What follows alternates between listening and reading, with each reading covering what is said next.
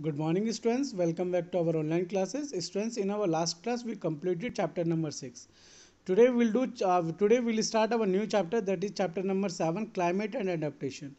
In this chapter, we will learn about weather and climate. Then after, we will learn about factor affecting of weather on a place.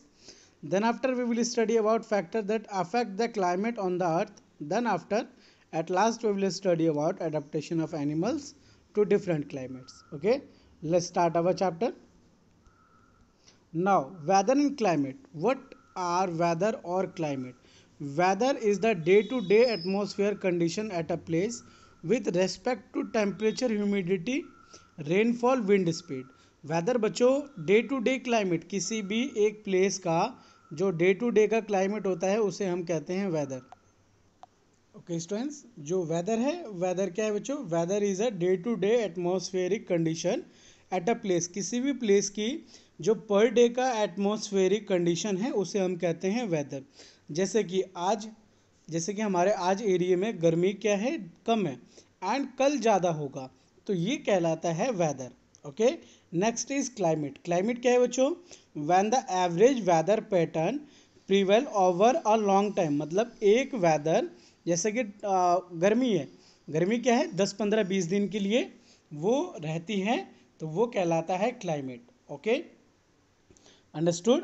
Now the weather may vary from day to day और even from hour to hour. जो weather है वो तो day to day का भी हो सकता है और आर टू आर मतलब हर आवर का भी हो सकता है. For example, if one day the weather is cloudy and cool, they are change that the next day. Okay, जैसे कि मैंने आपको अभी एग्जांपल बताया था, वैसे ही एक और एग्जांपल है कि एक दिन वेदर कैसा है बच्चों, क्लाउडी है, क्लाउड्स हैं, और दूसरे दिन वेदर बिल्कुल क्लियर है, सनी वेदर है. ओके, वार्म वेदर है. तो ये हो गया weather. Sometime during the day morning भी सनी. कई बार हमने देखा है कि मॉर्निंग में क्या होता है, गर्मी होती है, एंड इवनिंग में बारिश स्टार्ट हो जाती है या फिर वेदर क्लाउडी हो जाता है. तो ये होता है वेदर. ऐसे ही क्लाइमेट्स मैंने आपको बता दिया.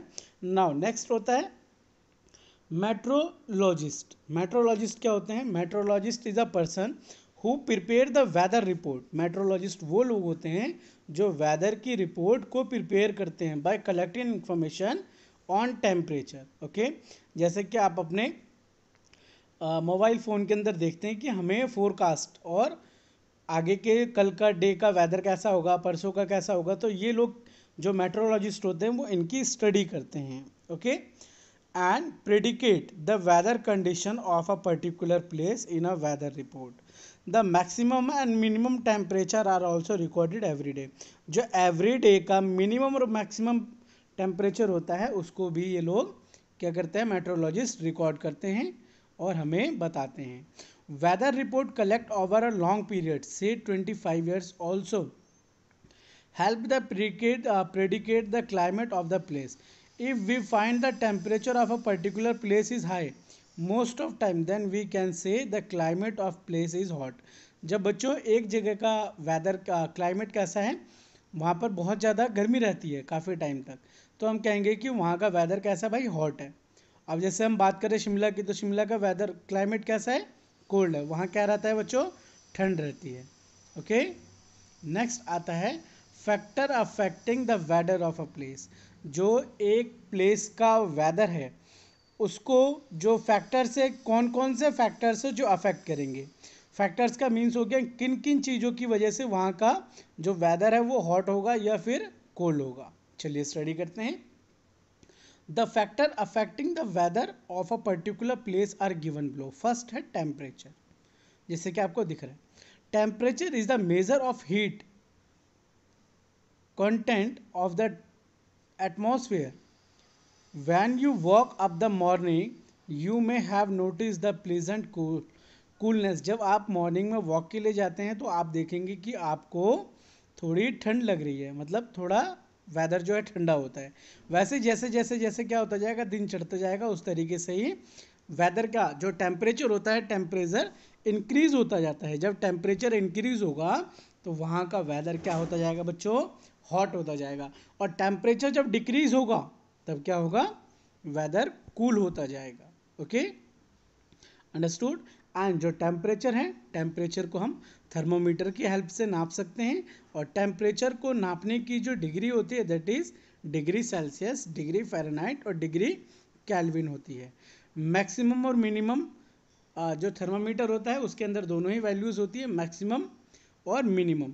मैक्सिमम कितना हम नाप सकते हैं और मिनिमम हम कितना नाप सकते हैं, इट मीन्स कैलकुलेट कर सकते हैं। Okay, now humidity. Humidity is second factor of affecting climate, sorry weather. Okay, humidity it represent the amount of water vapour in air.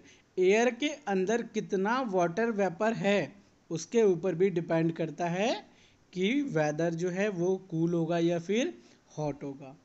The air can hold only the certain amount of water vapor at a particular temperature. When the air has the maximum possible amount of water vapor present, it is called saturated air.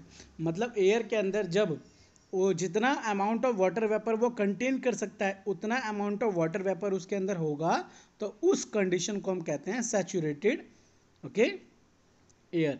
As the temperature increase, जब temperature increase होता है the capacity of water hold vapour in the air also increase. Okay, hygrometer is use to measure humidity percentage. जो hygrometer होता है उसकी help से हम क्या करते हैं बच्चों, ह्यूमिडिटी को मेजर कर सकते हैं, जैसे कि आपको डायग्राम में दिख भी रहा होगा। Now next is rainfall. Rainfall is a third factor affecting the weather. It is the liquid form of water that reach the surface of the earth from the atmosphere when the temperature of the air fall. जब temperature होता है गिरता है air में तो the water vapor present in the condensations to form tiny drop of water clouds form to condensation take place at higher altitude. When the droplets join together and became heavy, they fall down as rain. जो rainfall है बच्चों ये कैसे होता है, जैसे कि जो वाटर वेपर है, वाटर वेपर जब जो वाटर ड्रॉपलेट्स जो वाटर वेपर है बच्चों हमारे एयर के अंदर, जब क्या होता है वेदर जो हमारा क्या है वेदर कूल हो जाता है तो वो वाटर वेपर्स ड्रॉपलेट्स बन के गिरने चालू हो जाते हैं, तो वही कहलाता है rainfall. Okay, now next one is factor that affect the climate of the earth. This topic will discuss in our next class. Thank you for watching this video.